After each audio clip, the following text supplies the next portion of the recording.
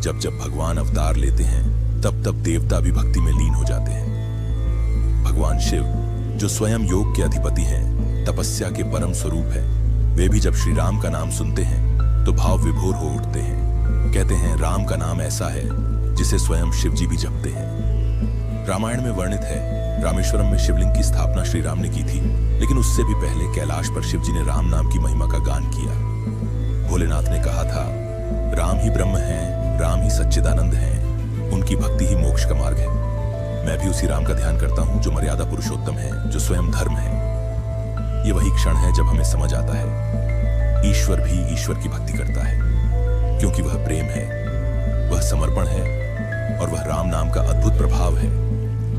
जब हम राम का नाम लेते हैं तो सिर्फ एक राजा की छवि नहीं उभरती, बल्कि एक ऐसी चेतना प्रकट होती है जो युगों से धर्म, मर्यादा, प्रेम और त्याग का प्रतीक रही है। लेकिन क्या राम केवल त्रेता युग के राजा थे?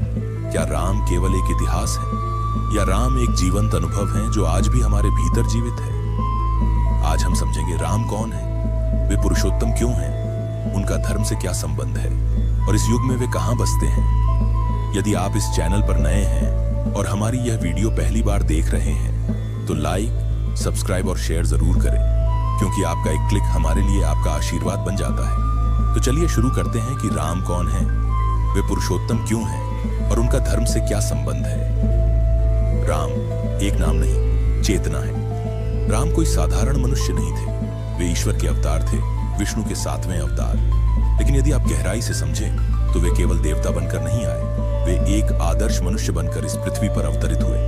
उनमें शक्ति थी पर दिखाया संयम। वे सब कुछ कर सकते थे पर चुना धर्म का मार्ग। राम एक राजा से ऊपर एक आदर्श पुत्र, आदर्श भाई, आदर्श पति और आदर्श राजा थे।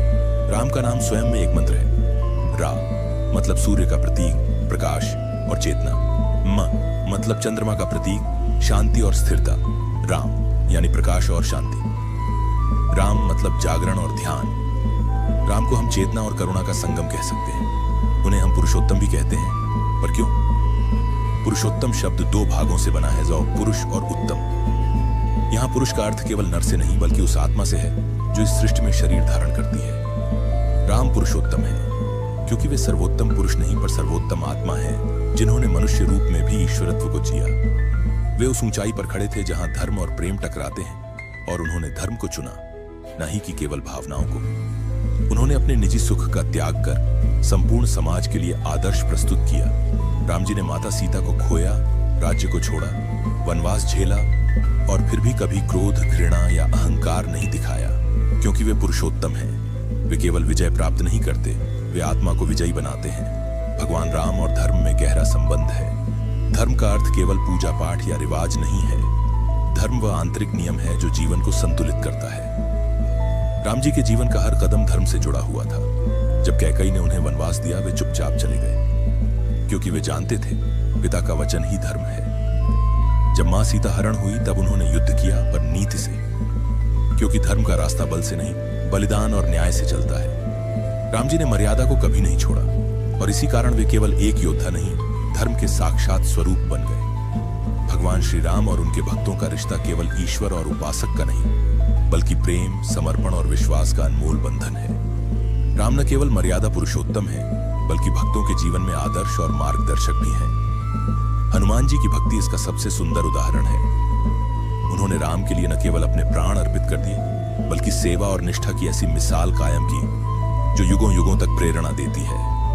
भक्त शबरी, जिन्होंने वर्षों तक राम के आने की प्रतीक्षा की, उनका प्यार और धैर्य ये दिखाते हैं कि भगवान अपने भक्तों की भावना से बंधे होते हैं।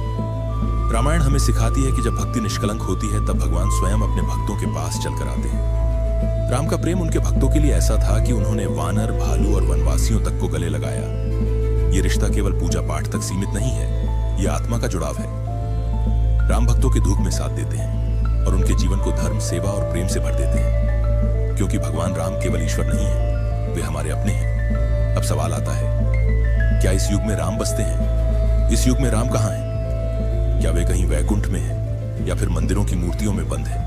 राम बसते हैं हर उस हृदय में जो सत्य, करुणा और मर्यादा से भरा है। राम बसते हैं हर उस माँ में जो अपने बच्चे के लिए प्रेम से जीती है, हर उस बेटे में जो अपने पिता की आज्ञा को धर्म समझता है, हर उस राजा में जो प्रजा के लिए त्याग कर सकता है। राम बस एक शब्द नहीं, एक भावना है। राम इतिहास नहीं, हम सबके जीवन की गहराई है। राम मंदिर में कम, हृदय में अधिक बसते हैं। अब जानिए कि युग में राम को कैसे पाया जाए। अगर आप राम को पाना चाहते हैं तो आपको अपने भीतर झांकना होगा, ध्यान में उतरना होगा, मर्यादा और नीति का अभ्यास करना होगा।